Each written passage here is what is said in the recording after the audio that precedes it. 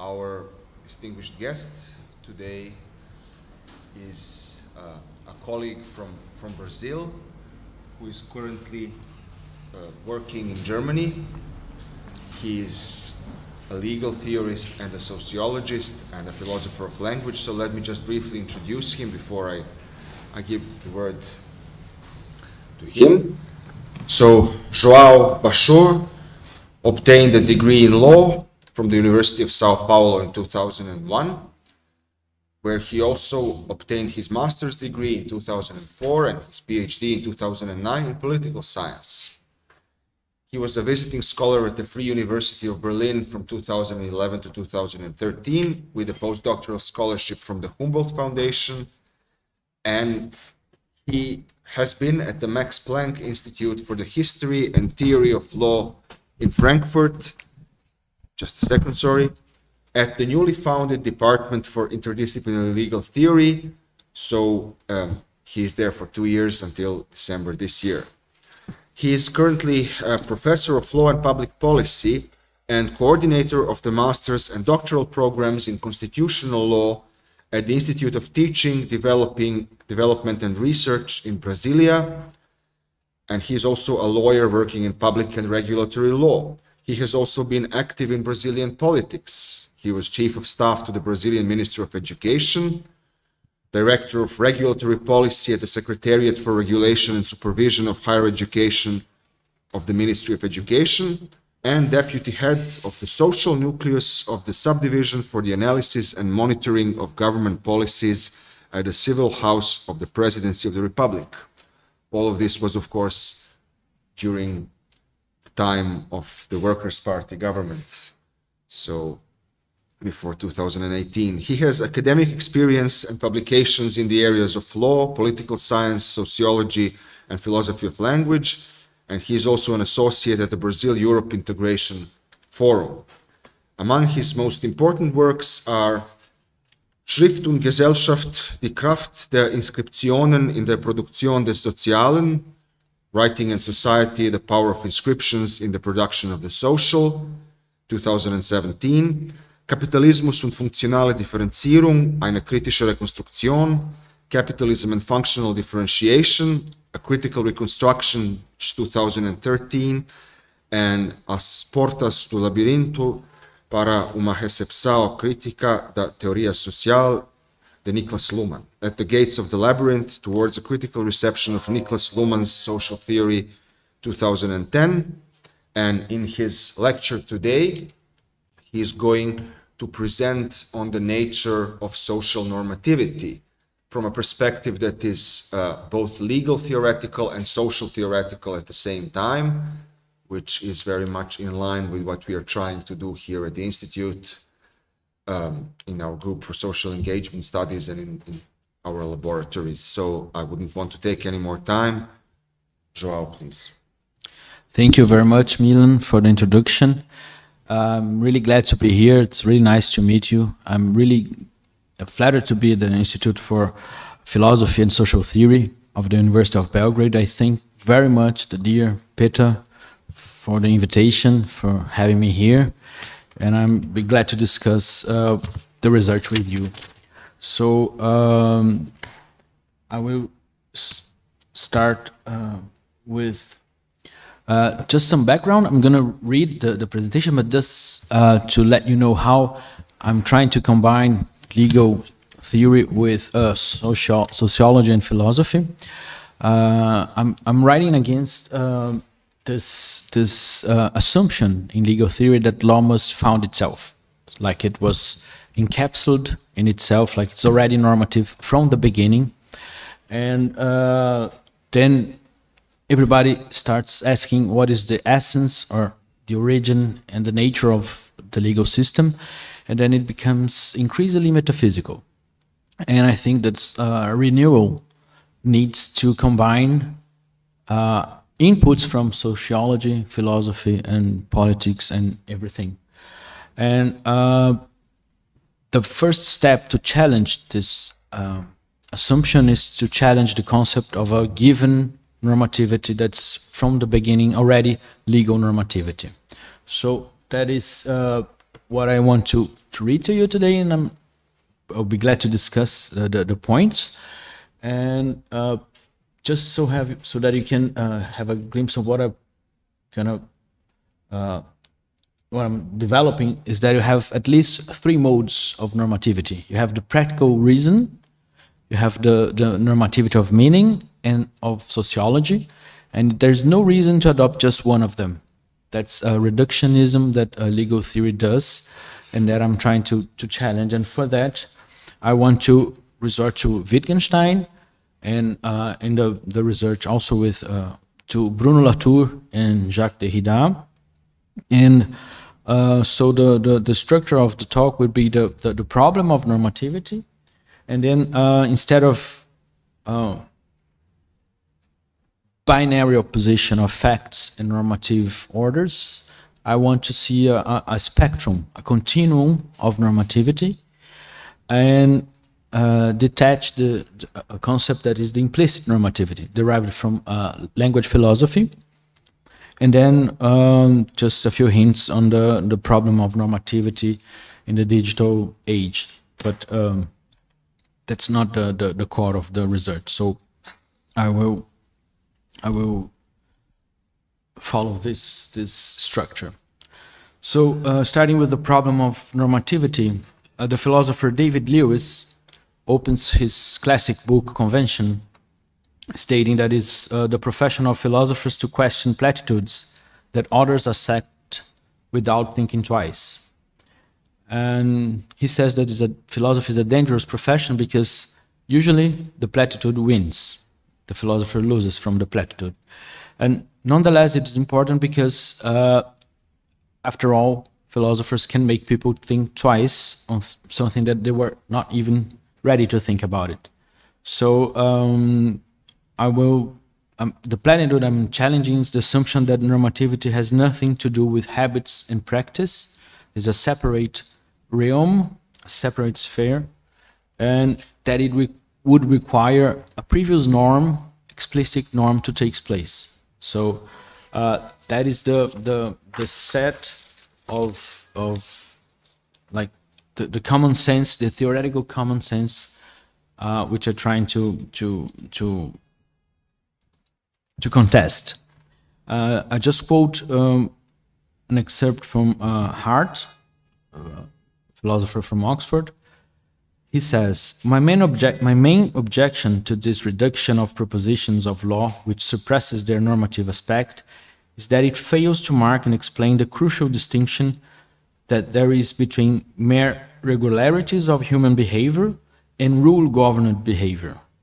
It thus jettisons something vital to the understanding not only of law, but of any form of normative social structure.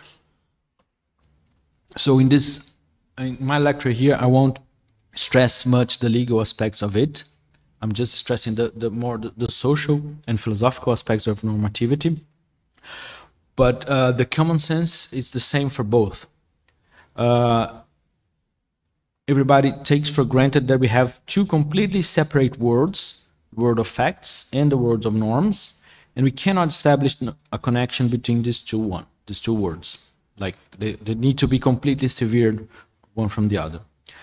The unbridgeable gap between the world of facts and the world of norms became a methodological presupposition in philosophy and social sciences.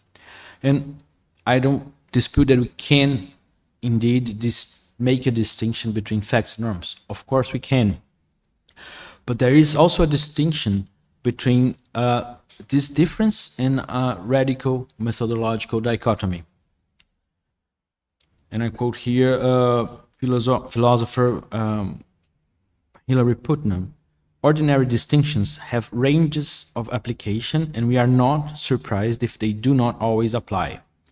So the fact-norm distinction became this methodological dichotomy that, claiming Hume's philosophical authority, evolved to a kind of episteme for philosophy and social sciences, like some kind of a priori according to which we think why we behave the way we do when we are under some norms, and separating it from a facticity of behavior on the other side, like we could just separate the both. It has been a matter of dispute whether David Hume actually meant what philosophers and legal scholars ascribe him without questioning, but that's not our point here. What he meant was that when a judgment of fact describes a matter of fact, no ought judgment can be derived from it. That was Hume was speaking originally. There is a distinction to be drawn between ethical judgments and other sorts of judgments, but nothing metaphysical follows from the existence of a fact-value distinction in this modest sense. This has led a number of commentators to misread David Hume. So, in a way, the fact-norm distinction became epistemic, meaning that this distinction has become a discursive precondition to social theory.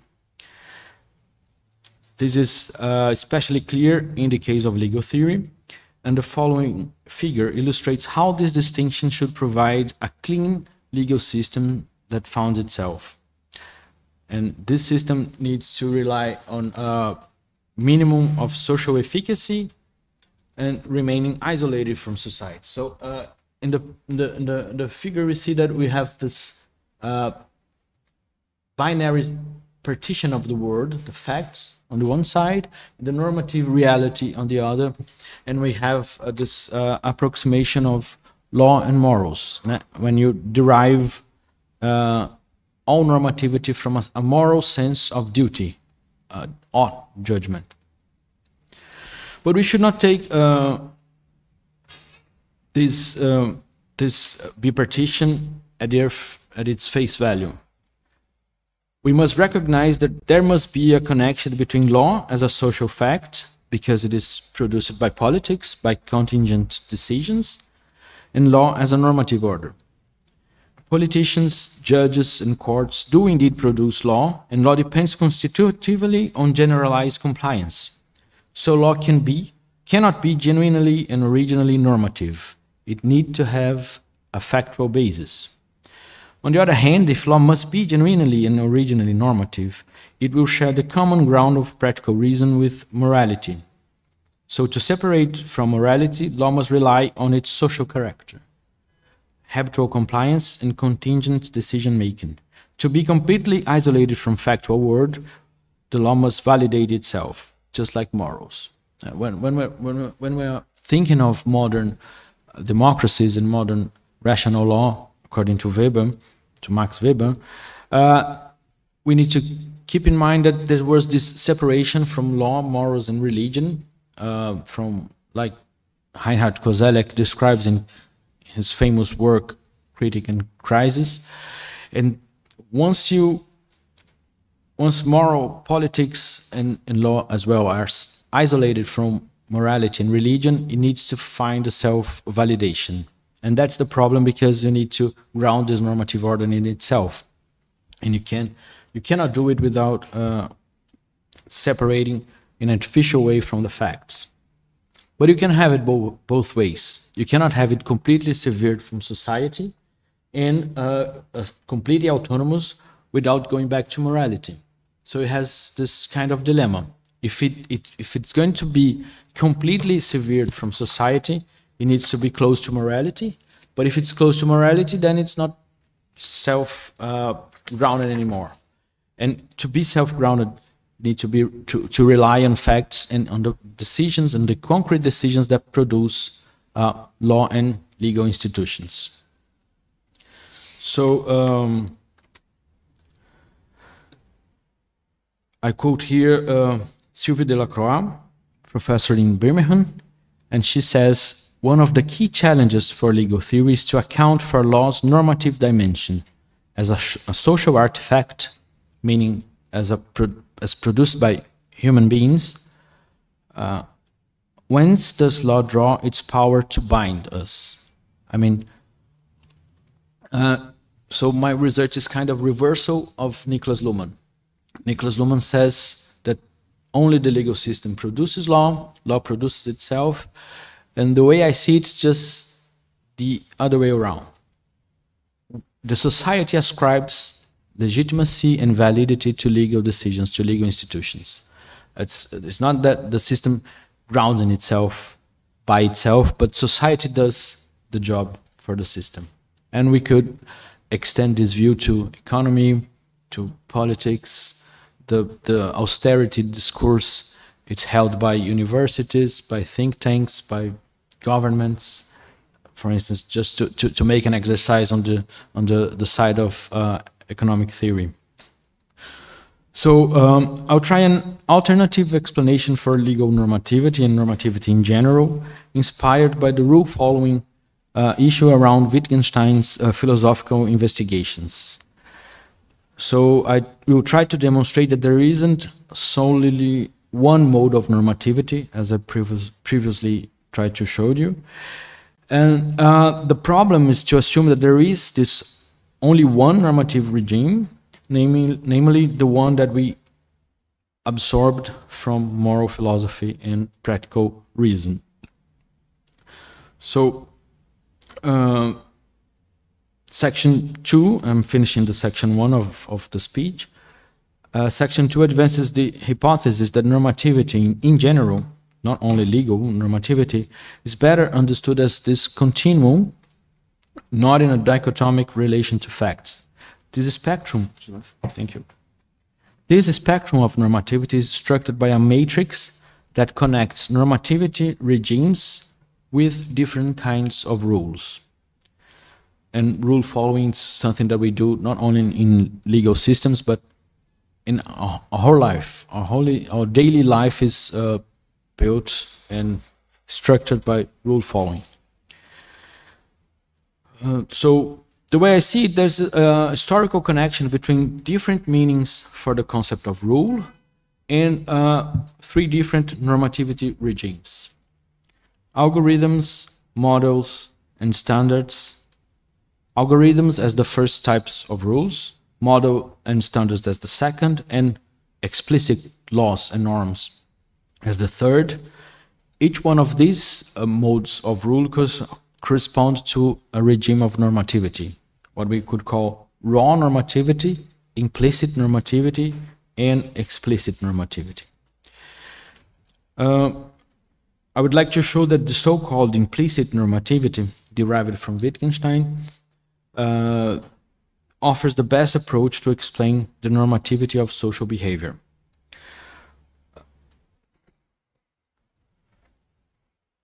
Normativity demands learning and acquiring skilled competencies, which forces us to leave philosophy and enters the realm of socialization, an interdisciplinary mixture of sociology, psychology, and anthropology. And what I find interesting about this theme of normativity is that and that's why I suggested you to read Charles Taylor, because he shows how to understand normativity and following rules.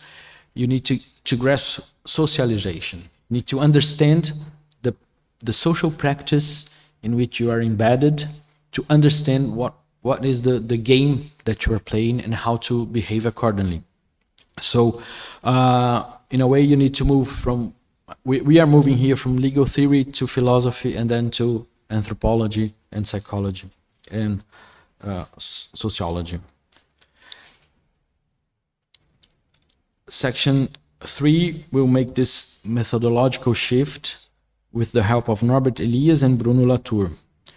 I will show how normativity is acquired and learned in the process of socialization, at first only intuitively, guided by feelings, intuitive feelings of appropriateness and inappropriateness, allowing, with the passing of time, for the possibility of explicit problematization of conduct in binary terms, such as right, wrong, legal, illegal. So it's not a given thing, but something you acquire and you build in yourself.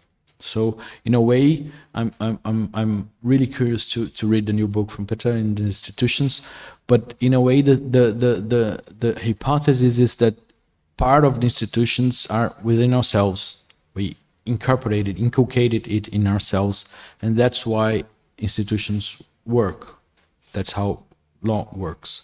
So if you are blind for this aspect and you keep repeating, as legal scholars do, that law is normative in itself, then you just cannot grasp the whole complexity of institutional life.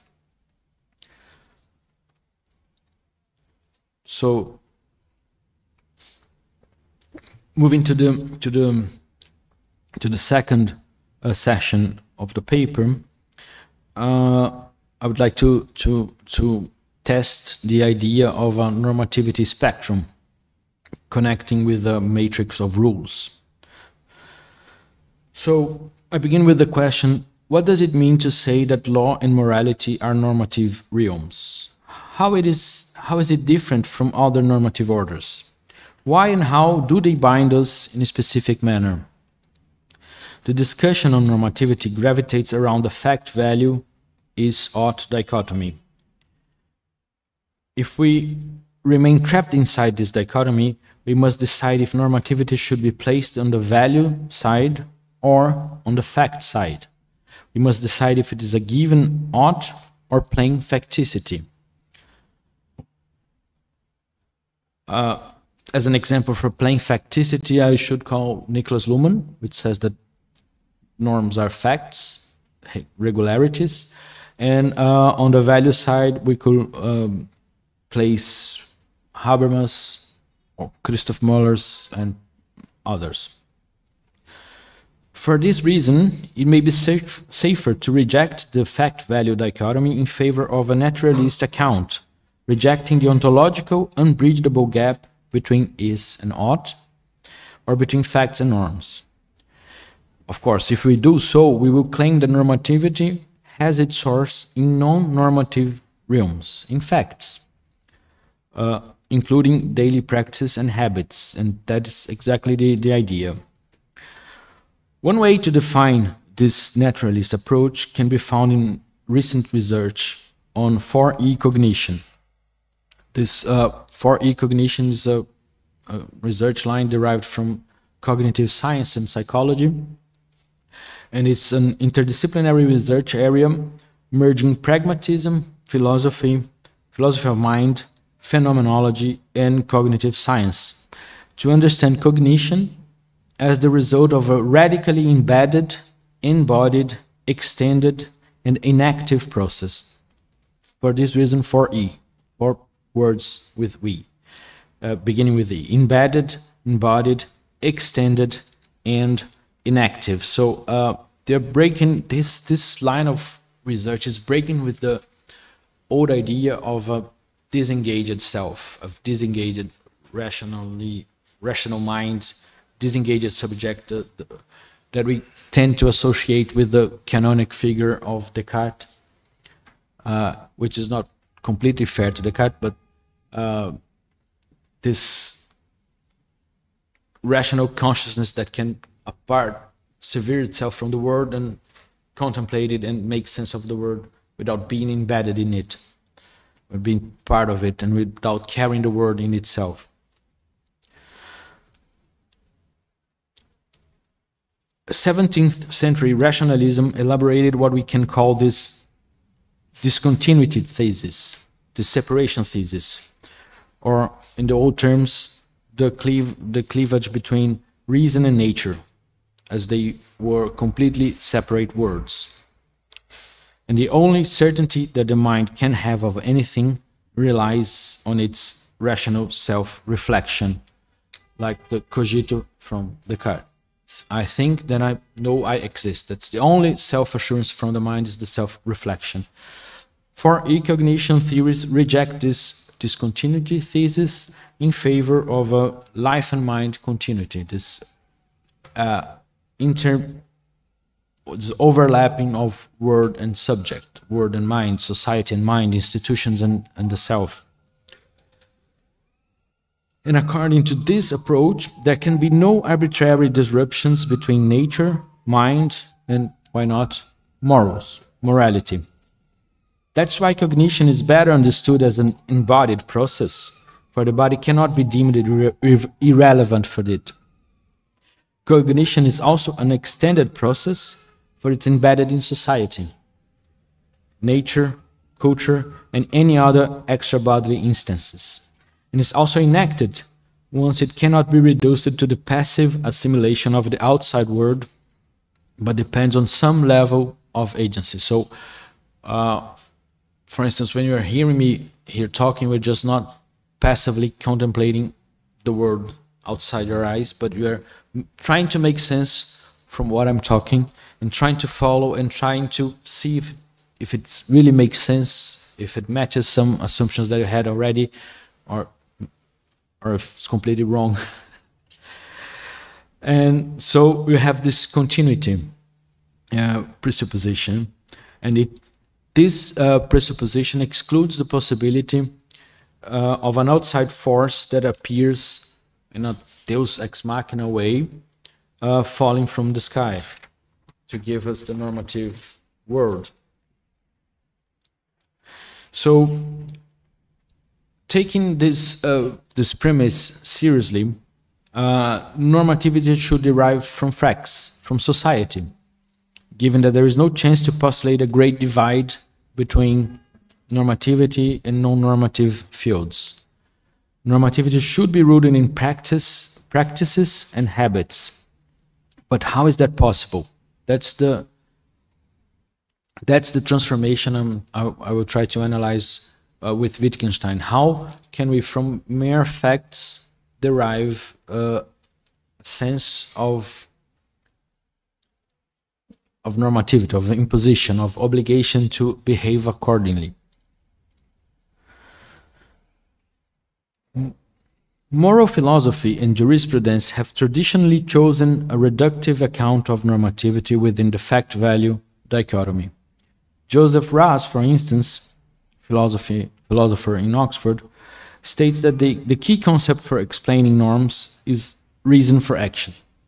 So when you have a moral order, a normative order, you're explaining that you need to behave in a certain way, and these reasons for action is what explains the normative character of this order. So it's like someone is giving you a reason to act. You need to pay your taxes on time, you need to stop at the red lights. These are reasons to action. And sometimes we just stop at the red light just out of instinct. We don't think about it. We're not investigating the reasons to do so. Just stop.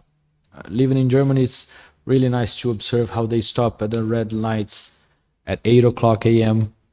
in a desert street, even if it's raining. It's just a kind of reflex. So, Joseph Raz says, and I quote, "Legal philosophy is nothing but practical philosophy applied to one social institution. Within this framework, law is just a specification of practical philosophy, an institutional projection of moral reasons. For moral and law share the same essential feature. They are normative in as much as they provide these reasons for action." I quote again Joseph Raz, "All normative phenomena are normative in as much as and because they provide reasons or are partly constituted by reasons."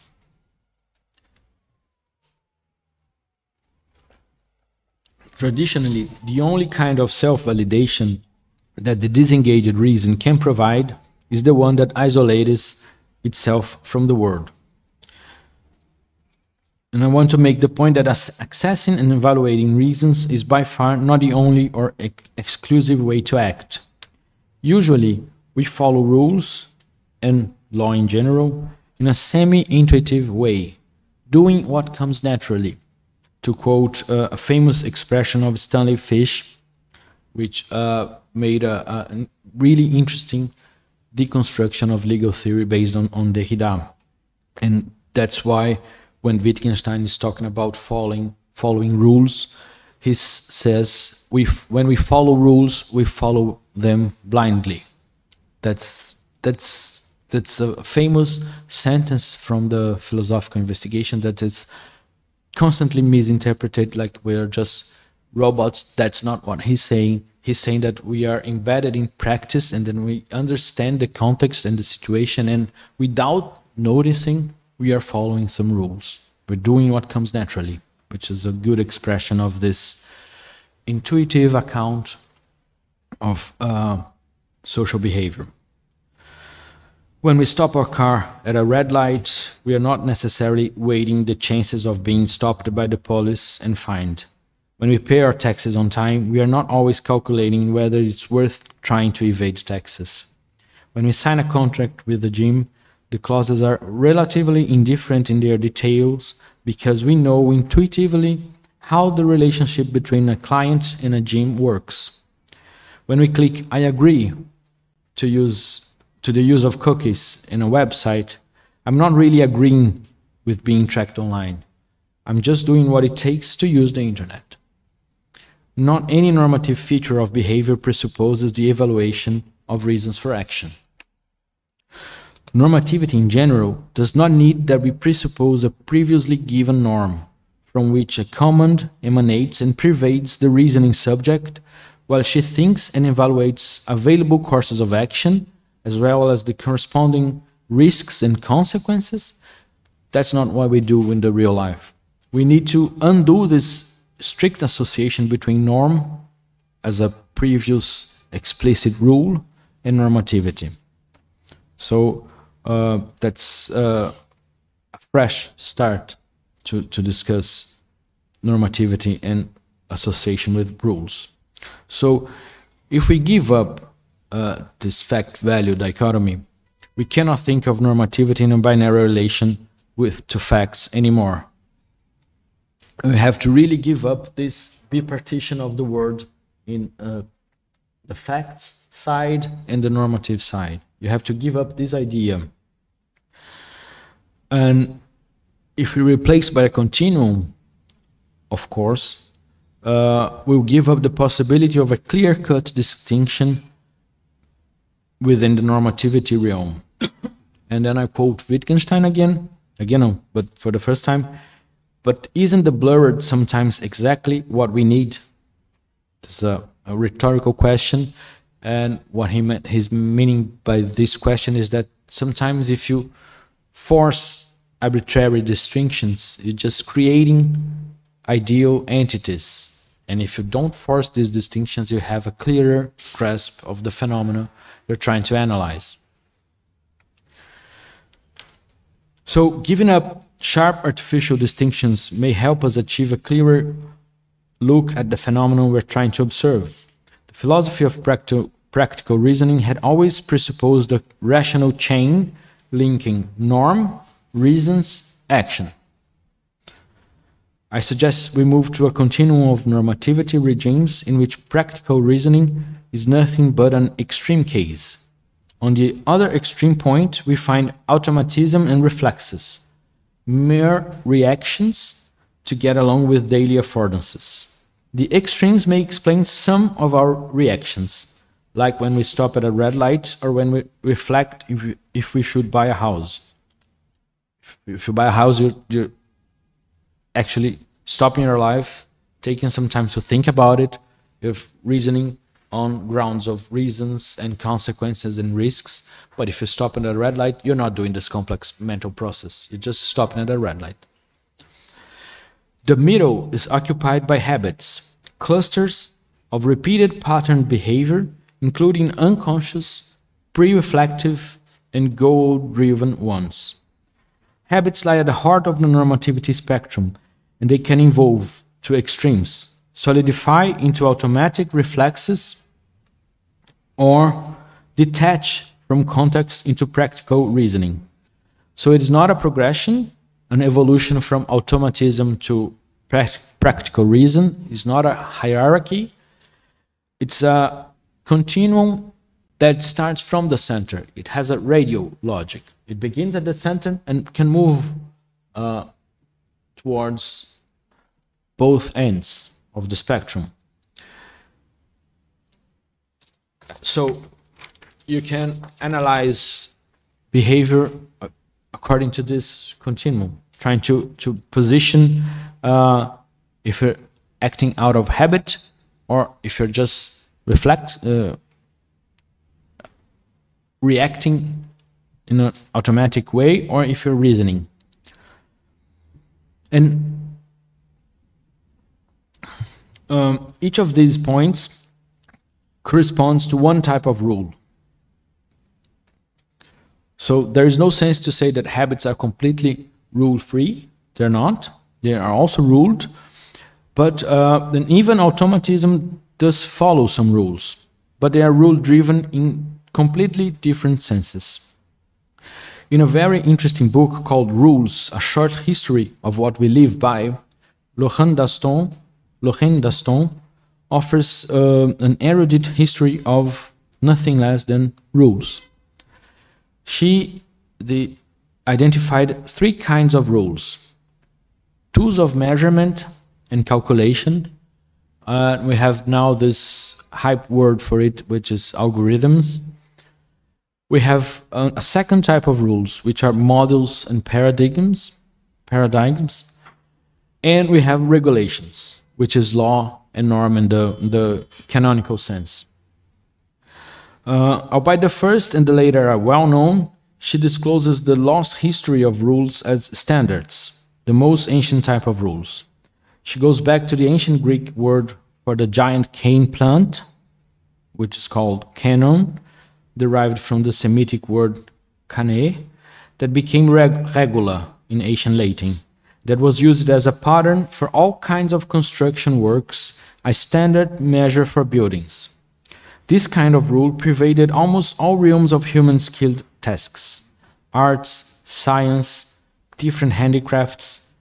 There were lots of books written to guide construction, rhetoric, sculpture, poetry, the routine in monasteries, music composition, cooking. Everything was standardized and patterned according to some kind of model to follow. So it was not like we were having a general comment to apply to a specific case, but like a description of a habit. How does a habit work? Algorithms, on the other hand, became to mean any step-by-step procedure used in calculation or problem solving. The modern meaning of algorithm is quite similar to that of recipe, process, technique, procedure, routine, except that the word algorithm connotes something just a little different. Besides merely being a finite set of rules which gives a sequence of operations for solving a specific type of problem, an algorithm has 5 important features: finiteness, definiteness, input, output, effectiveness. And finally, we have laws and norms, which are explicit regulation formulated in general terms, like anytime you have this case, you have this consequence. If A, then B, like this syllogistic logic. That's derived from natural laws and directly inspired by the success of natural sciences and Newtonian physics. These 3 types of rules, algorithms, models, and laws, they vary in 5 dimensions. They can be thick or thin in their formulation, meaning that it can be more granular or more broad. They can be flexible or rigid. They can be general or specific. And how the core of the essential features of the rule relate to accidents and exceptions, meaning how much can you deviate from the model, how much can you improvise in an algorithm, how much can you accept exceptions in a norm, and how they bridge the gap between universals and particular cases. Of course, these 3 categories may overlap and relate to each other, and they may be at the same time present, working together in a given situation.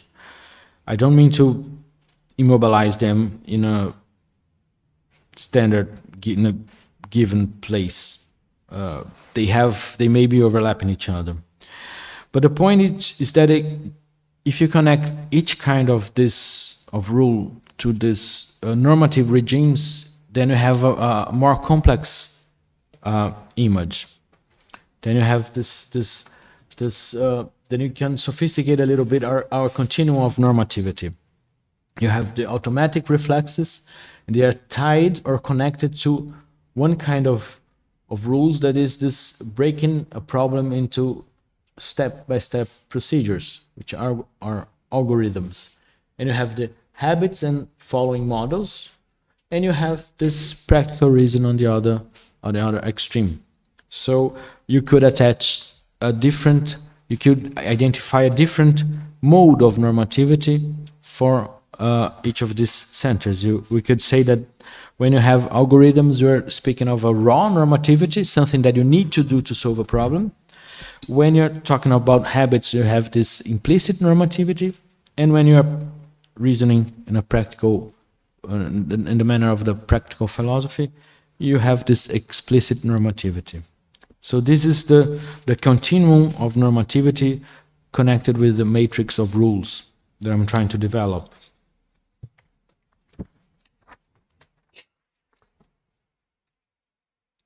And these new kinds of normativity, because philosophy, social sciences, and jurisprudence, they're really accustomed, they're trained to think of normativity only in this third extreme case. They don't see that this kind of behavior also has some level, some dimension of normativity. So these two new kinds of normativity, implicit and raw, is the point that we need to stress here, according to Wittgenstein, because that's how we can explain how expectations are built and anticipation can take place in society, structuring behavior. So now we move to the third section to understand a little bit more how implicit normativity helps the building of expectations. And that's an important point, because when you read Luhmann, he says that the whole systems theory is built according to this idea of expectations. And he cannot explain where do they come from. They're simply given to Luhmann as a sociologist. And now we can break up this given expectation and see how they are built in the first place. And for that we need this implicit normativity concept. So the formulation of implicit normativity may sound a contradiction, because being explicitly formulated as a recognizable command is part of the definition of a norm, at least in this traditional meaning. Implicit normativity must mean that it is not explicitly articulated. And if so, how do we recognize something like that? How can someone acknowledge this kind of normativity if it is implicit? First, it is crucial to refrain from thinking of normativity again according to this traditional model of practical reason. In the continuum, it is only the most extreme derivation from habits, not the sole mode for normative behavior guidance. And if we take, so moving apart from moral philosophy and practical philosophy, we have language and society to take as a model for law, not morality anymore. So if we take language and society as models, new types of normativity may become visible. We'll deal with two forms of implicit normativity. One is the normativity of meaning, and the other, the normativity of the social, of society, of social relations. I'm still struggling to find the right concept to express it. The normativity of meaning is already a traditional concept in the philosophy of language, but the normativity of the social is still troubling. Well, implicit normativity refers originally to a philosophical discussion around one of the most important books of language philosophy, the Philosophical Investigations from Wittgenstein.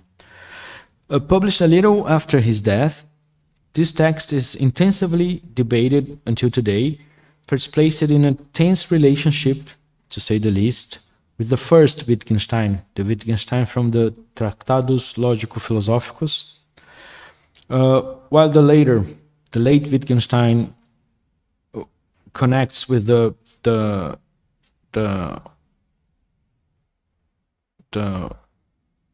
first Wittgenstein connects with the Vienna Circle, the positivistic, with logical positivism as language philosophy. The late Wittgenstein can be read as a critic to his previous moment.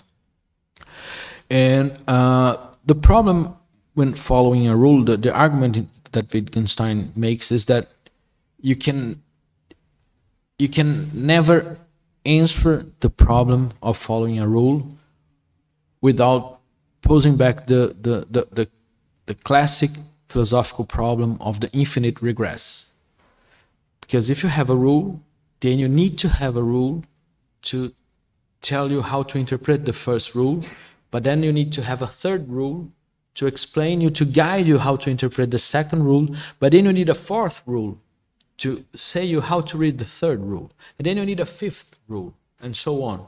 So he's dealing with this problem of the infinite regress, and Kant dealt with this problem in another way, that you need to have a presupposition of a categorical imperative in how to act. There's something a priori given.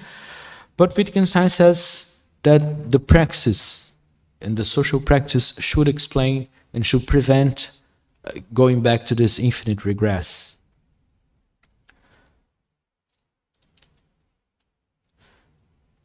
Wittgenstein's solution to infinite regress resorts to this implicit normativity, and at the same time exhausts the conceptual resources of philosophy, imposing a methodological shift towards socialization.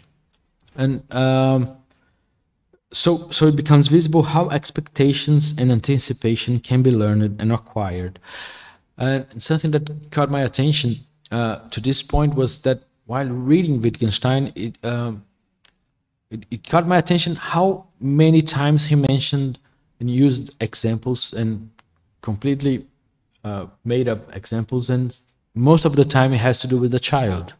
The child is at the center of the examples in the philosophical investigations, and that's something that the commentators do not really stress enough, because the point is to acquire what does it mean to follow a rule, and you do it as a child. And Norbert Elias has this famous sentence, if you want to understand society, you need to study the child, because society enters the child. That's how society is reproduced, and institutions as well. Still to read your book. And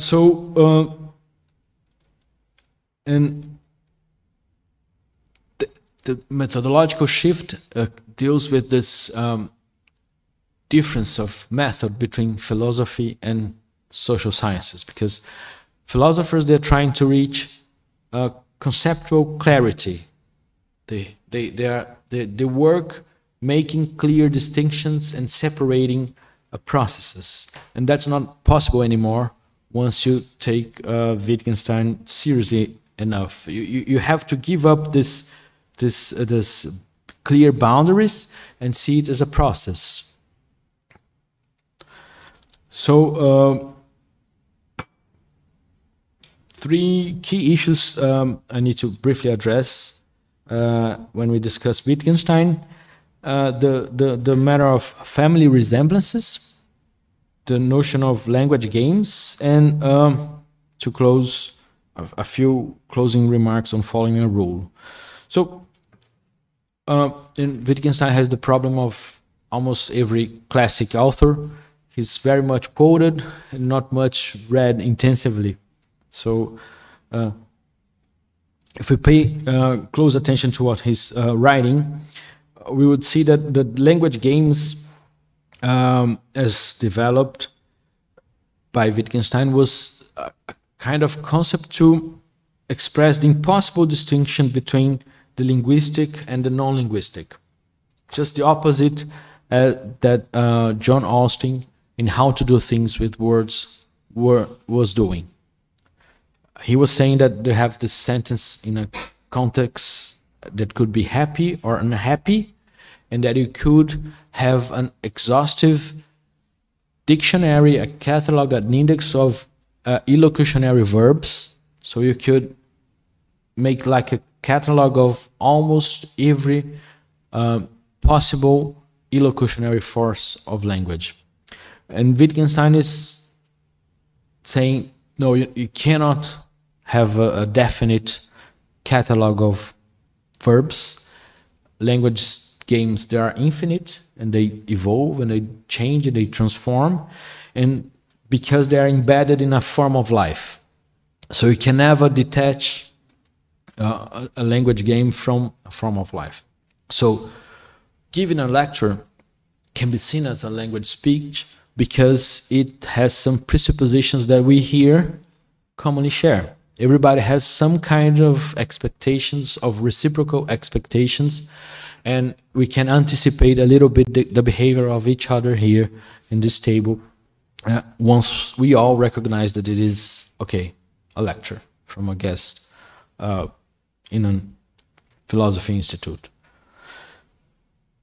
Second, the concept of family resemblances expresses the impossibility of freezing the essence of language in one last essential feature. Like, again, Austin was trying to do with illocutionary force in the verbs. Wittgenstein is not just saying that some phenomena resemble or overlap each other. He's saying in a much more radical way that there isn't the language in itself. So there is no way to have a clear boundary between language and non-linguistic phenomena, but only this overlapping phenomenon. Third, the rule following. The example Wittgenstein uses is very interesting when he says, why can we read, when we point our finger, why can we understand that the sign is from that direction and not in the direction of my elbow? So that's how he makes stress a little bit, to make it a little funny, to show that you need to understand it in a practical way. What does it mean to point a finger? You cannot detach it from the context of pointing a finger. If you have a child and he points a finger to something, you don't look what's behind his arm. You just reaches what he wants. So, and Charles Taylor has an interesting example when he says he imagines some outsider that comes to a planet, comes to a society which has no arrows to be read from left to right, but you have a ray gun which resembles an arrow, so you can read it the other way around. So suppose that seemingly the natural way of following the arrow to an outsider was to go in the direction of the feathers and not to the point of the arrow. We can imagine this scenario. There are no arrows in this culture, but a kind of ray gun whose discharge fans out like the feathers on our arrows. So what he's basically saying was that if we imagine like arrows, there is nothing intrinsic that makes us read this way. We could read it this way. So that's the problem posed by Wittgenstein when he discussed rule following. And that's why to follow a rule is always a practice, and it cannot be detached from the practices. And this matter is very similar to what, in the context of Derrida's sign and language theory, has been called the minimal idealization of meaning. As Wittgenstein's, Derrida also criticizes traditional language theories that aim to explain meaning and language as the transfer of something from one conscious to another, as if meaning were a thing to be transported. As Wittgenstein, meaning, cognition, and perception are only possible in a repetition chain, which Derrida calls iterability. And just as Wittgenstein says, the only way to make sense of a sentence, of a word, or a sign is to contrast it with a repeated model, a pattern. That's when we connect the pattern, which is the second way of second type of rule, with this implicit normativity of meaning. This solution was suggested by Hannah Ginsburg in a classic paper which is often quoted, and she says that this primitive normativity can be defined as, and I quote, a normativity that does not depend on conformity to an antecedently recognized rule, end of the quote. And she's using here rule in a classic way.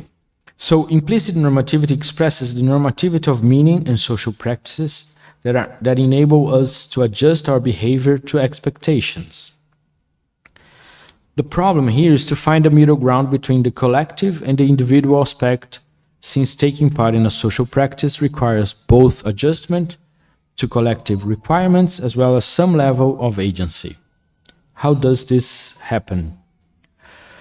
Well, when reading Wittgenstein, and something I already mentioned, we cannot help noticing the centrality of the child. And the image of the child is essential to grasp what seems to be the main idea of the philosophical investigations, the way I read this book.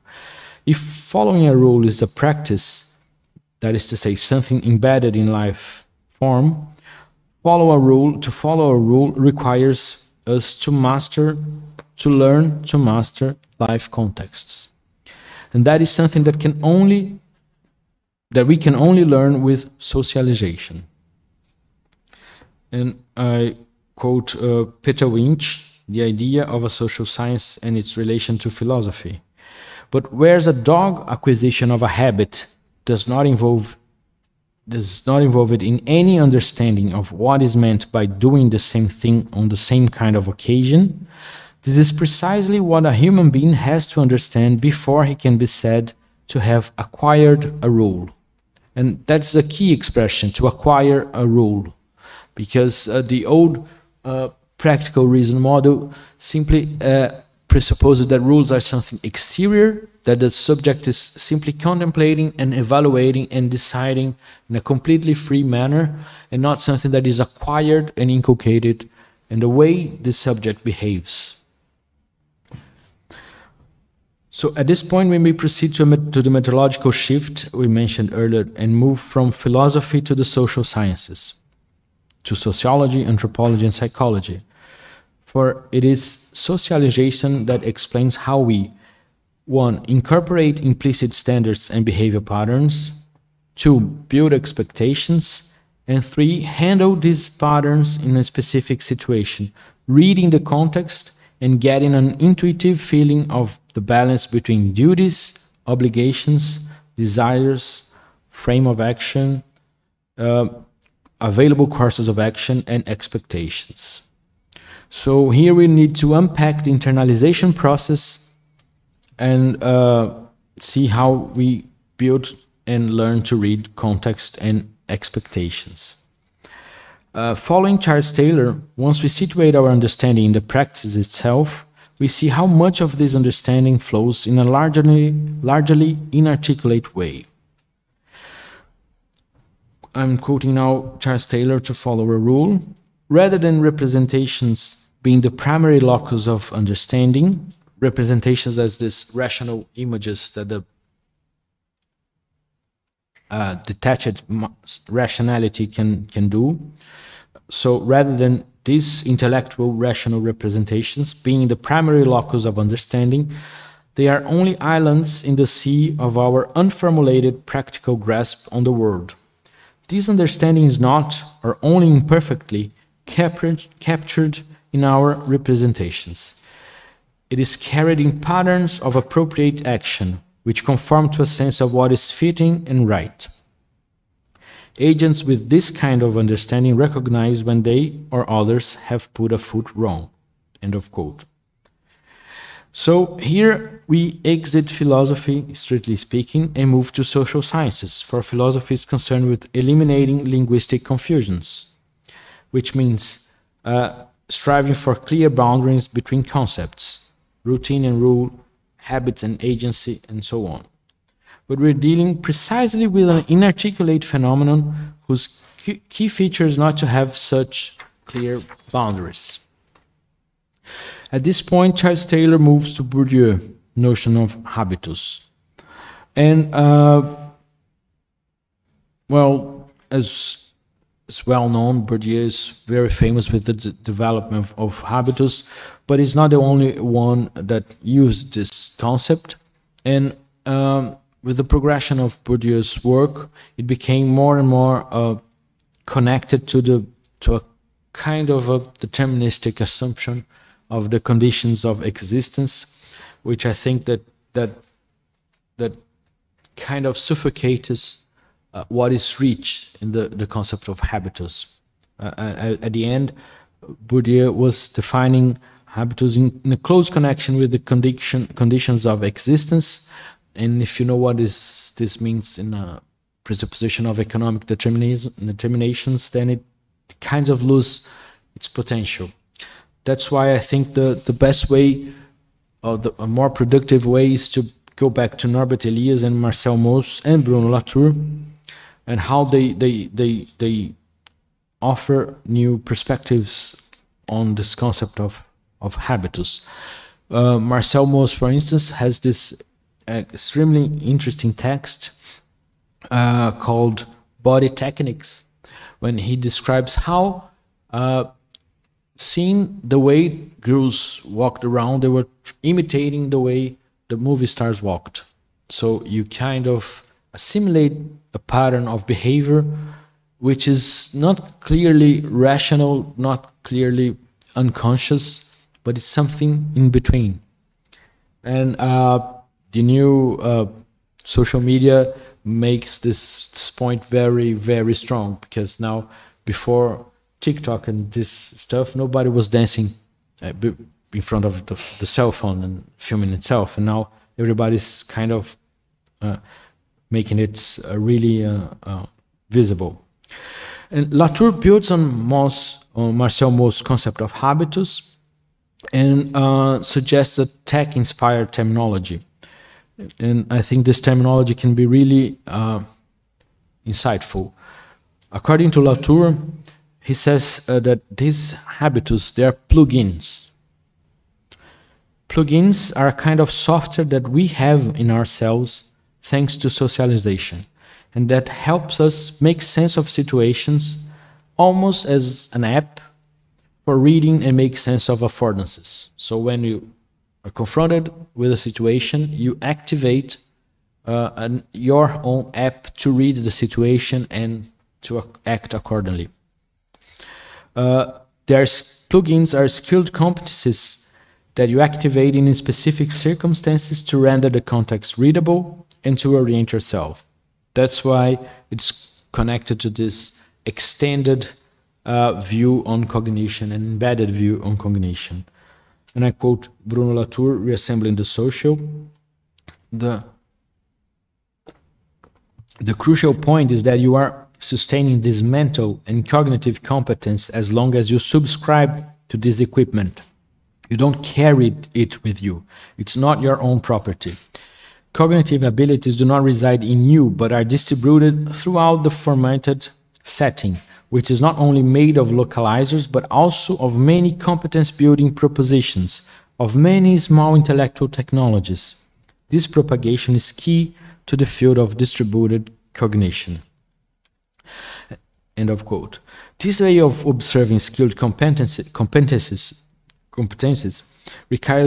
requires us to rethink the boundaries of sociology and psychology. People develop mechanisms to read context affordances and behave accordingly, not only to comply, but also to break with expectations. And following Norbert Elias, we should see the individual as an open process, not completed entity, but something that is open to configuration, to depending on the situation and on the people that are involved. So there's this division of labor between psychology and sociology. Both address how people recognize implicit normative patterns and inarticulate expectations in order to know how to act. So with this, we can complete the developing of this implicit normativity and our continuum. That is, so normativity is not an ether, is not something that is always pervasive, but is a pulse, not a metaphysical entity inhabiting already given rules or norms or institutions, but is the effect of behaving in a kind of specific way. So in one extreme we have this automatic reflexes, which is connected to raw normativity. In the middle we have this implicit normativity, which is made up or built with socialization, when we learn to decipher meaning, expectations, and institutions. And in the final extreme, we have this practical reasoning, which is the explicit normativity. So we are very far from just assuming this third class of normativity and behavior as the only one possible. So that's why normativity must be learned and acquired. And finally, some closing remarks on the challenges that we face in the digital society, because as some philosophers have been saying in the last few years, there is this presupposition that technology and technical society and digitalized society will make normativity vanish. You have this famous book from Christoph Mullers, one of the leading German scholars, and he sees the core of normativity in the possibility to break the rule. So it's not, you don't have a normative order if you're not able to choose either to break or to follow the rule. But when discussing the digital age, Mullers argues that algorithm regulation forecloses normativity. That's his quote here. An algorithm excludes normativity. A community whose behavior is programmed has no room for norms. But Mullers expresses this familiar feeling that a technology-driven society will eventually lead us to a dystopic society with no room for individual agency. But the problem with this diagnosis is that it's mixing two types of normativity, as we said. It's mixing the regulatory power of digital algorithms and the normative power of legal institutional regulation. This regulatory power relates to the kind of raw normativity that we see in algorithmic settings. And regulation, on the other hand, express what we designate, what we have been calling explicit normativity. So, of course, there is a problem in the digital society, but it's not that one. The problem is another one, and it's closely connected to legal theory for one reason. Because automated decisions, they emulate and they simulate legal institutions in a very specific way. If we observe closely how big data analytics and artificial intelligence systems work, we can see that they resemble legislation and adjudication in a specific way. They generate classifications and typify people according to pre-given categories, attaching consequences for this classification. Bigger recidivism, higher interests, higher prices, higher insurance prices, and so on. But the problem is there is no gap between modeling the system and applying the system. That is the difference.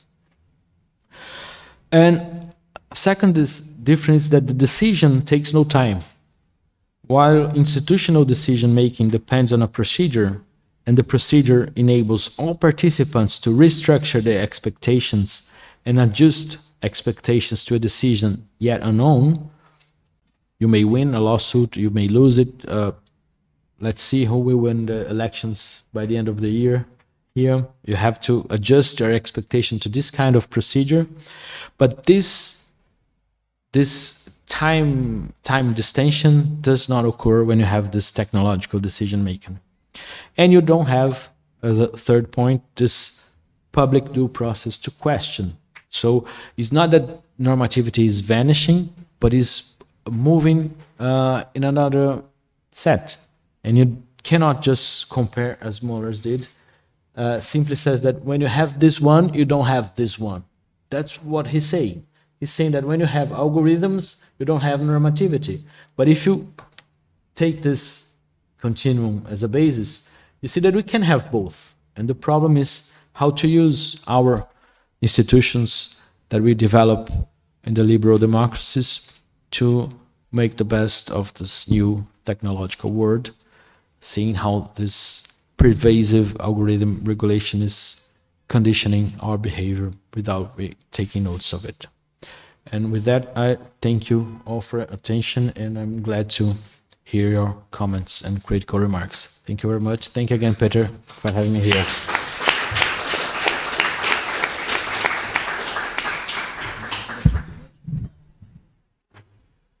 Thanks a lot, João. This was fantastic and also very stimulating for us and for what we are discussing in the Laboratory for Social Critique and Social Engagement Studies. I would like to open the discussion now, and please feel free to ask whatever you want. So Srdjan, who is our pragmatist expert here, of course, knew he was going to have interventions. First of all, thank you for a really, really thought-provoking lecture. I thoroughly enjoyed it. So my question pertains to social justice. So if you can return to the slide where you have the model, the last model. Okay, so yeah, the implicit normativity. So when you have, if you're saying in the context of your Wittgensteinian account that you have embodied and embedded normativity in some sense, that it comes from the practice, that also means that you have this kind of normativity also posits some kind of justice. So, and this justice is implied and used within a specific context. But when you have this practical reason, so how does justice and weighing in, because justice is trying to establish a state of the fact. So, and when you jump from one account of justice to another, you have a gap. And we now have this problem here. So I get it that, one way to say it is like, yes, this is the problem because we are treating the practical reason as a self-enclosed thing. But another is how to, you also have an account, a philosophical account of how justice interacts with another justice in order for this to have some kind of real social change within a social system. If you want to, invert Luhmann, which I totally, agree with, and I think that's the right way to go around. And another, this is a short remark. I love the fact that your account also falls close with something which is done in social psychology, the dual theory of thinking. Basically, in social psychology, poses this distinction between System 1 reasoning, where you have non-reflexive, and System 2 reasoning, and there's a whole you know, there's a lot of work done there. So I don't know whether or not it's important, but I think that it could be, you know, integrated into this model. So yeah, thank you. Direct. Thank you, Surgeon. Yes, beginning from the end, yes, dual theory is really important. I didn't mention, but this thinking fast and slow, these two systems that you mobilize, that's exactly the point I want to make and bring to legal theory, because legal scholars think we are only thinking slow, weighting pros and cons and trying to anticipate risks and consequences. Then that's not how it works. But the social justice question is really good one, because this is this has to do with a change in the way that new technologies confront ourselves. Yeah, you have this also in the psychology, social psychology concept. It's really used this affordances concept. That's something that enables you to act some ways, but also prevents you from acting from any other way. So a chair, it was developed in the design theory. So not to say that the chair has some features, but it has some affordances. It allows us to do something, some things with it, and prevents us from doing other things. And the problem is with social justice is that you can weight arguments of social justice in this kind of normativity easily, because it is what Mireille Hildebrand, for instance, calls the text-driven affordance. You have a text and you have time to read it, and you have a linear language that is reproduced within grammatical forms, and you have the public space to dispute it, and you have time to reach a decision. And the problem when you go that way is that you don't have anymore the text-driven affordance, but you have the code-driven affordance. There's another language, there's a mathematic 0-1 language, which takes the decision immediately. So the point is that the real challenge is how to make this technological setting open to arguments of social justice.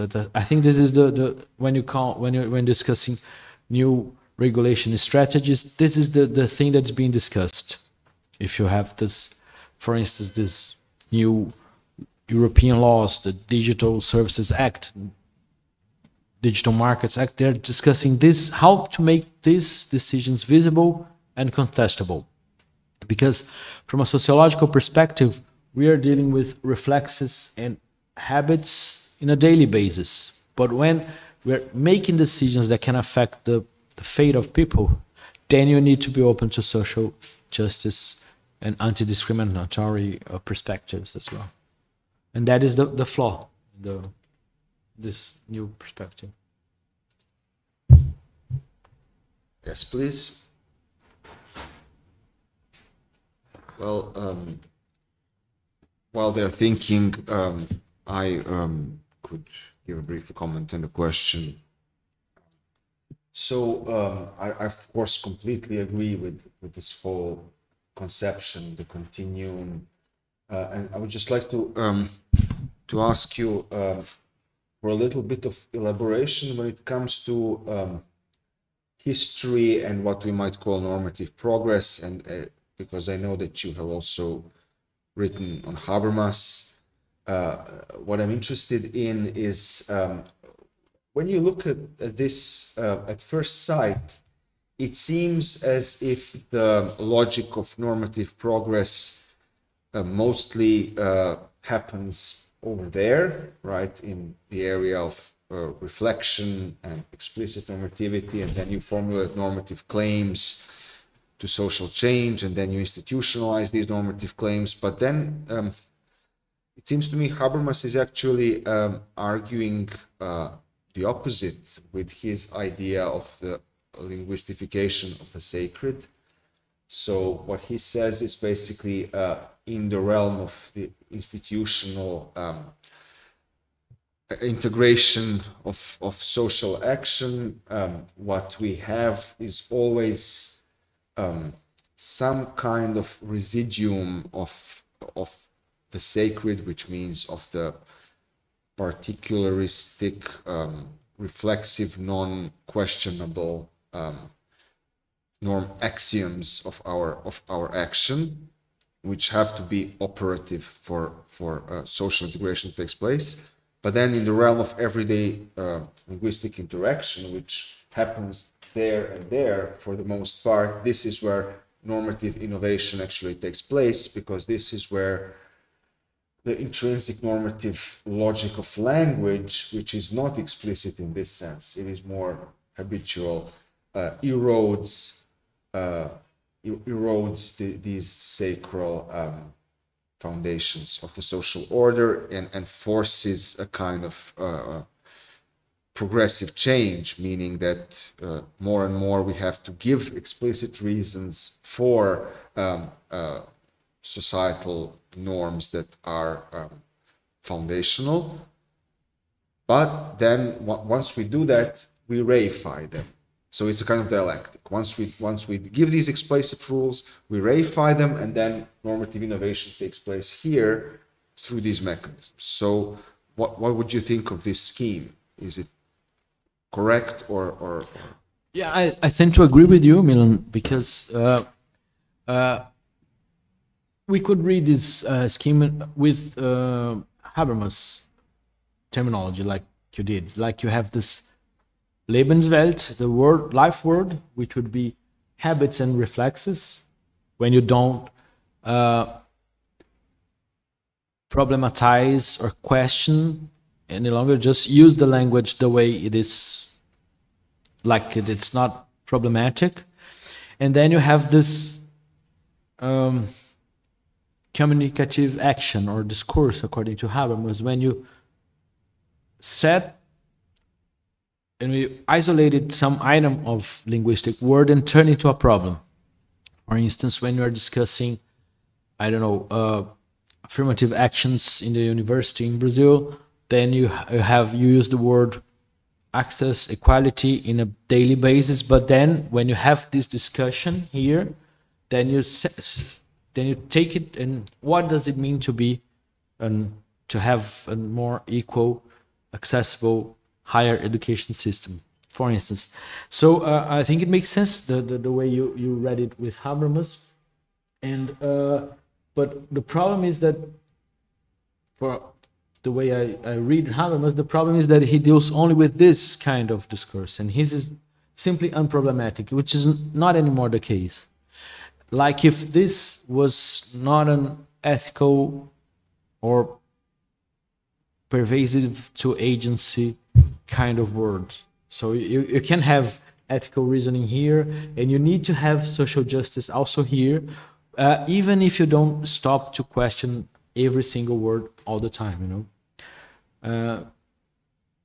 Yeah. I was reminded there is also a passage in Axel Honneth in one of his papers, actually, I don't remember which one, where he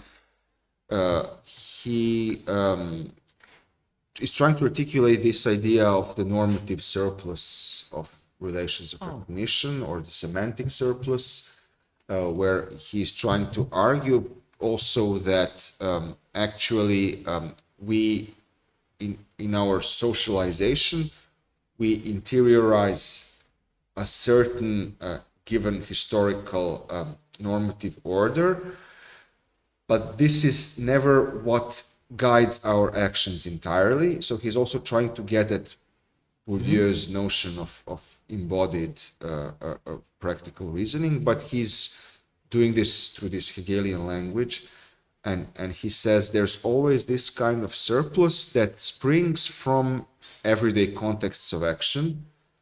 So he gives this literary example of Huckleberry Finn, who encounters a runaway black slave, and then he is in a state of dissonance because his explicitly interiorized norms tell him you should turn the slave over to the slave owner or to the police, but then something else tells him, no, you should not do that, you should help him escape. So he helps him escape, and then he feels a kind of guilt because he did that. So what does this tell us about how normativity functions? Yeah. Well, it tells us, there is this kind of surplus which can be understood as a creative interpretation of norms that are institutionalized, but which is not in this realm. It's here, and it's still inarticulate. That's perfect. And then that's the question. How do we theorize that kind of logic here? That's a really good example. And for instance, this professor of Birmingham, Sylvie Delacroix, he uses the concept of primitive appropriateness and inappropriateness of rules, which is a way to balance what is right or wrong without going to this model. You're here, just like you said, some guy meets a running slave and helps him run away. That's just this intuitive feeling of appropriateness. Okay, the right thing to do is to do so, and not to just follow the rule, because the rule would say if you have a slave and you have to return it to the owner, then you're applying a rule to the specific case, and that's what's not like the example you gave. So the way to think it is like this intuitive sense of justice, which is in a way much more concrete and much more present than we imagine. Like for instance, when we're just dealing with pretensions of validity, to use Habermas terms, and arguments for that, or you just like this quick decision, okay, I help him run away. So I think her new book is called Habitual Ethics, which means how to have agency and ethics in this world of habits. Because the problem with Habermas is that this distinction is too severe for him. You have either life world, which is unproblematic, or you have the communicative action when you're dealing with moral values and ethical discussions. And you can have both. What's the name again? Of this Her author? name. Sylvie Delacroix. Sylvie Delacroix. Thanks. And yeah. So Michal, he has written a lot on Wittgenstein. Oh, cool. Also political philosophy. Thank you for presentation. It was very clear for me and our speakers.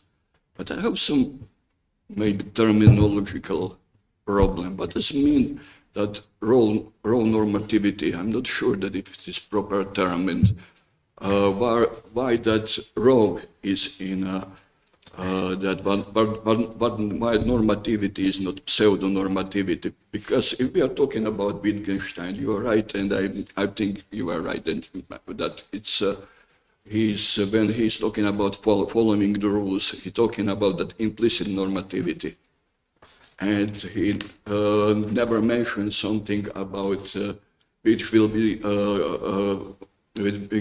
similar to raw normativity. Because he explicitly stated that following the rules are different, that according to acting according to rules, and the acting according to rules, that is that automatic reflexes and precognitives behavior. So that was which instance is that which is. Can solve that problem of infinity that regresses at infinitum. And I think Wittgenstein is thinking about implicit normativity. And I think there's some authors like John McDowell. He's talking. I think he's talking exactly about that raw normativity as that bedrock of. Oh. But that raw normativity has different meanings that you have on this scheme. Raw normativity is something that implicit normativity we cannot go behind. We cannot, not we cannot, we can, but it doesn't make any sense. Go behind that, analyze behind that. Oh, thank you. Well, I agree with you. Well, this raw normativity is between Clements, how do you call it? Which tentative is a tentative terminology. It's not from Wittgenstein. It's I'm not sure that's the best word, best concept for it. And I think this pseudo normativity that you suggest may be much better. And see, yeah, for me, Wittgenstein is talking about implicit normativity. He's in this realm. I was expanding a little bit the other way to this side. But I'll take a look at John McDowell because it may help. But I'm not sure if still trying to make sense of this spectrum and this scheme.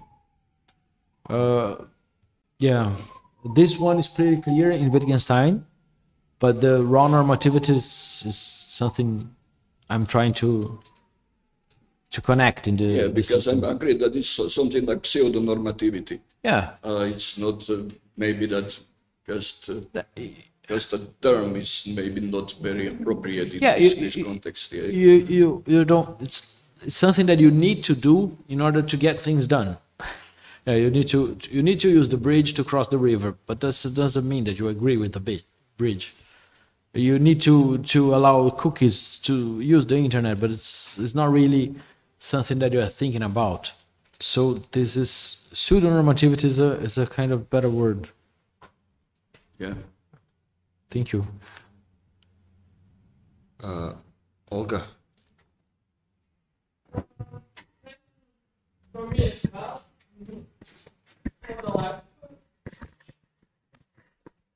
I would like to ask about, well, your opinion on to what extent and how exactly should the laws be informed by habits, by the practice? Because it seemed to me that your presentation is going in this direction, that the laws should be embedded, enacted, and so on.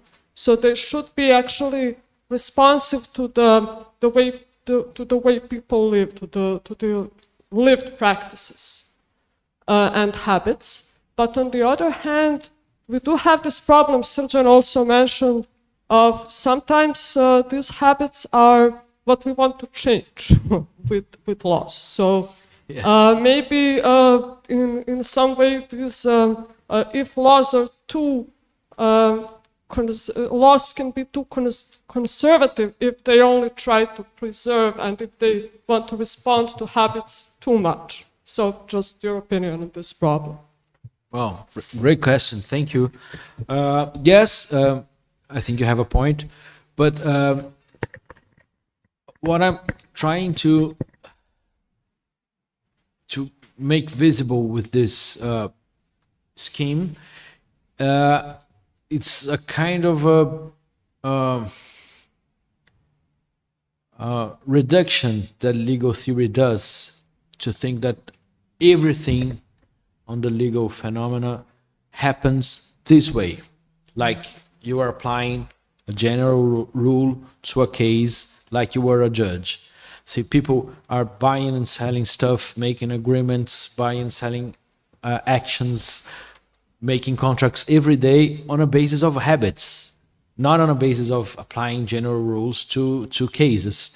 And I'm trying to improve the range of observability, not to say that everything should be seen as habits.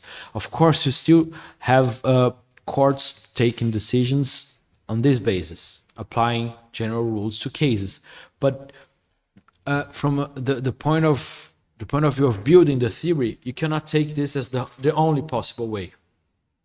You see, because this way presupposes that, one, you are thinking and weighing causes and consequences and risks and rewards. Two, you're acting out of fear of being punished.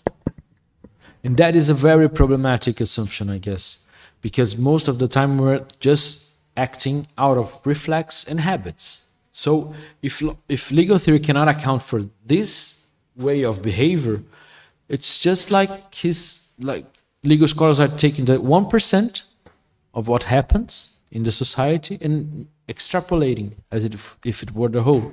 You see, because 90% of people do not spend their lives without going to court. Almost nobody needs to go to court. Unless it happens, something to you in a car accident, a labor relation discussion, something like that. But it's not, it's a routine for the judges, but you don't need to take the routine of the judges as a point of departure. And you can do so, but on their perspective, they are also acting out of habit and practice. Judges, they just write decisions this way, not that way. They're also acting in a routine base, you know. And the point, I think this is a strong point from Habermas that we need to preserve, is when you stop the routine and make it visible to and available for discussion. That is the strongest point I think I see in Habermas and Honneth as well, because what they're saying is that the world is everybody's going with their lives, and sometimes you can make a political discussion and detach part of this reality and say, is this fair? Should this be so? And this is a way to move from pure automatism and reflexes to weighting patterns, for instance, patterns of inclusion and exclusion. I just finished a book which is called A Struggle for Inclusion, which is precisely this topic, when the standards of inclusion in the different systems of society, education, health, science, politics, economy, they are taken for granted, but sometimes they're made explicit and they can be so thematized in a conflict. Okay, we need to have, for instance, in Brazil we have this discussion, I don't know if it's the case here, we are discussing very intensively the labor rights for delivery workers, couriers. You have Glovo here, yeah? Yes. I don't know if it's already regulated or you already have the bill, but in Brazil it was a major theme. We have like 2 million workers in this branch, driving motorcycles, suffering accidents, staying in hospitals, no health insurance, no indemnization. And then we have this struggle for inclusion. They are saying we need to be part of the public health system. We need to have welfare rights. And you have part of society saying, no, we are tech companies, and that's it, you're freelance. You're a freelancer, help yourself, do not work with us. So we have this kind of struggle. So, of course, what I presented here is part of a new reflection on how to think on normativity, but it does not exhaust all the points. When you have the struggle and this dispute on society, you're moving from here to here, and it needs to be so. And that's a strong point of Habermas that we should preserve. There's this way of, okay, let's take a time to discuss how we're gonna solve this problem, because we cannot take it for granted anymore that any issue. Okay.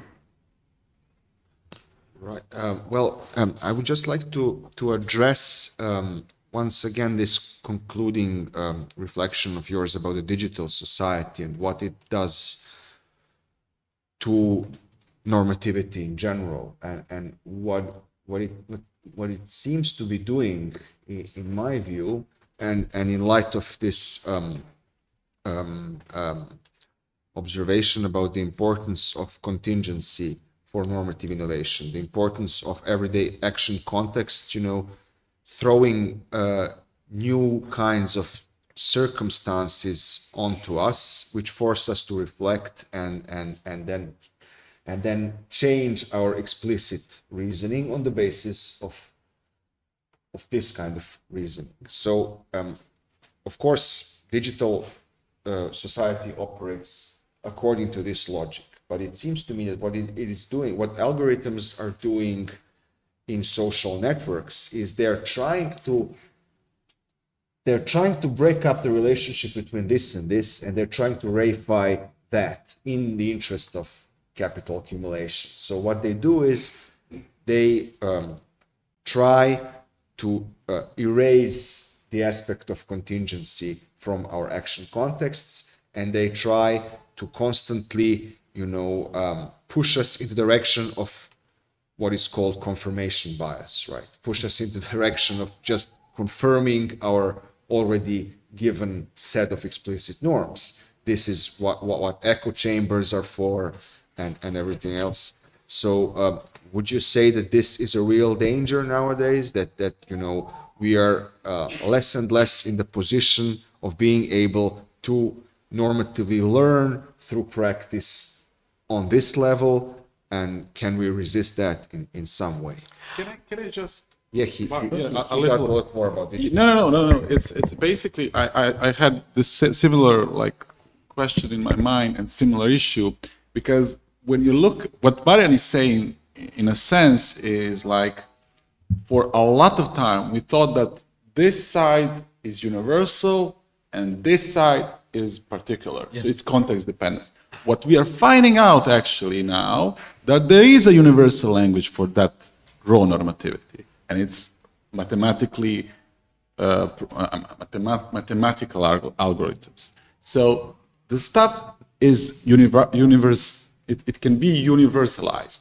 The implicit normativity cannot be, because it will always remain in some sense particularistic, and it cannot be as universalizable as the raw normativity, and especially explicit normativity. So I think there is this tension, this impasse, which we must address somehow, because and this is what you said, judges think, and they would really like that raw normativity is connected with explicit normativity. We decide in our metaphysical world, and you just don't think about it a lot.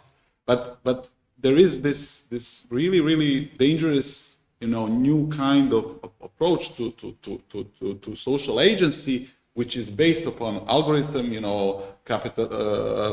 surveillance capitalism, and etc., which is really, really dangerous in a sense that we are not taking into the account that this stuff is becoming more and more universal. Yes, and predictable. Yeah, I couldn't agree more with both interventions. Yes, it's becoming more and more pervasive, and what we see when we watch this, when we observe this phenomenon of disinformation, what you see is that you get this routine of repeating yourself within the filter bubble, and then you have this confirmation bias, and you think that the whole society thinks exactly the way you do. And there are experiments that showed this empirically. If you take this book from Kassenstein, Republic, he reports some psychological experiments that put together people to discuss in small groups, and then you have this complex themes like capital death, abortion, and you have single-minded group, people in one group, either against or for it, and you have the more diverse group. And what happened is that the more similar the group was, the more convicted everyone was about their own opinion. So there was this peer confirmation process, and what this new technological society that mediates our cognition of the world does is exactly to amplify this feeling of self-assurance, of being right on the way you interpret the world, as long as it matches the way you think. So this information does not work despite being a lie. It works because it is false, because of the falsehood, because it helps people to orient themselves in a complex, changing world. And it does so restricting the universe, the cognitive perception. Yeah. Yeah. It's a challenge. It's a big challenge. We haven't found out yet how to resist No, this not yet. effectively. But But yes. that's being discussed all over the world. You have this discussion in Brazil how to prevent fake news and disinformation. And I don't think that it's just passing a bill is going to work, because the languages are different, you know. Yeah. Yeah. So yeah, it's a really big challenge for the first time in history, maybe, how to save our embodied normativity and its emancipatory potential, I would Yes. say, yeah, from being completely neutralized. Well, thanks a lot once again, João, for a great lecture and a stimulating discussion. And thanks everyone for coming. These are all our associates at the Laboratory for Social Critique, and we will reflect further, of course, on these topics. Thanks a lot again. Thank you very much for being here, for having me here. Yeah, same time.